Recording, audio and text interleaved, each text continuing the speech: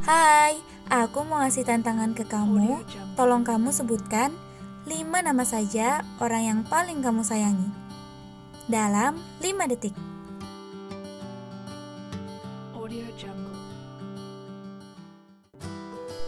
Lihat, bahkan kamu tidak menyebut namamu sendiri.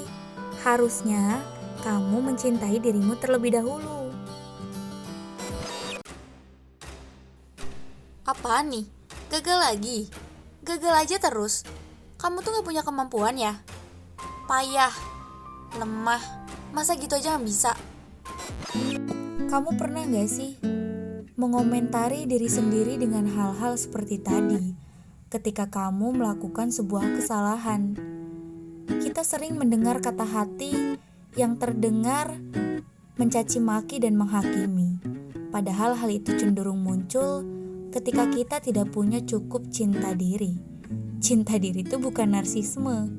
Orang yang narsis cenderung akan menganggap dirinya paling benar, paling hebat, egois, congkak, dan haus perhatian.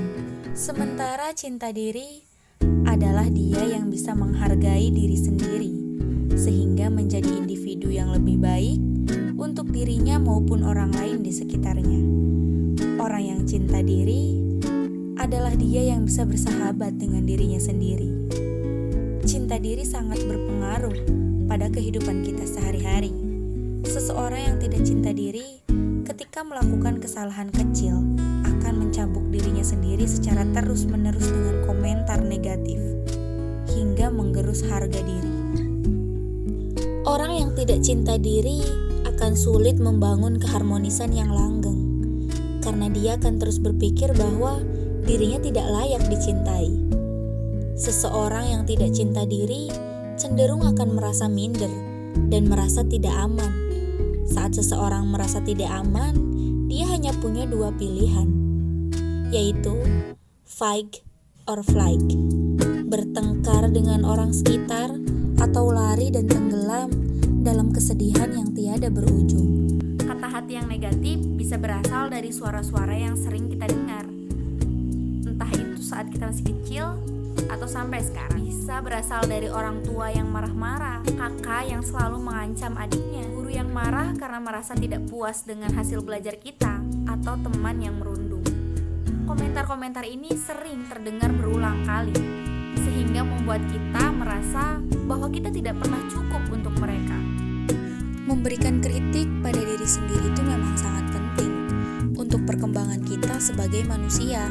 Namun, kerap kali suara kritik itu terlalu keras, bahkan destruktif. Intonasi yang sesungguhnya tidak terlalu berguna, malah sering kita gunakan untuk mengkritik diri sendiri.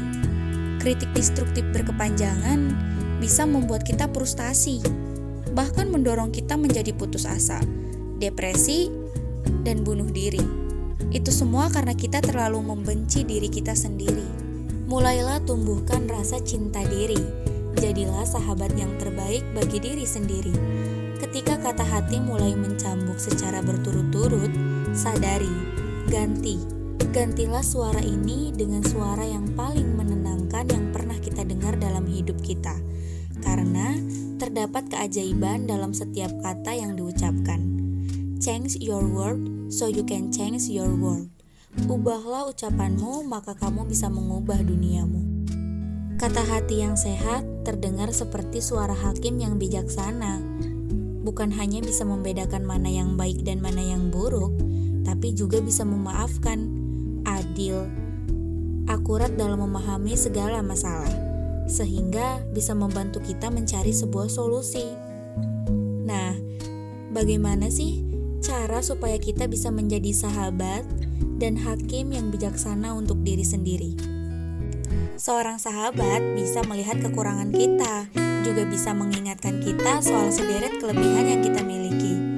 Seorang sahabat selalu bisa mendengarkan keluh kesah kita dan mampu melihat titik permasalahan, serta menawarkan kebijaksanaan dan penghiburan agar kita bisa semangat kembali. Seorang sahabat menyukai kita apa adanya. Sudah cukup, tidak perlu kurang, tidak perlu lebih. Seorang sahabat punya welas asih.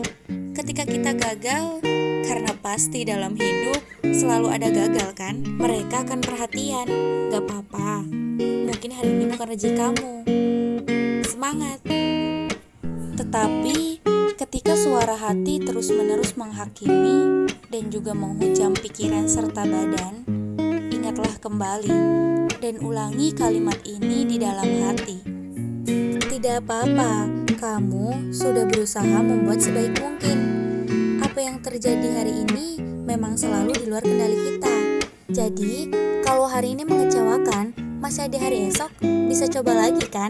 Kalau selama ini kita bisa menjadi teman terbaik bagi orang tercinta di sekitar kita, kenapa enggak melatih diri sendiri untuk menjadi teman terbaik bagi diri sendiri? Ayo kita jadi sahabat terbaik untuk diri sendiri dan mulai cintai diri.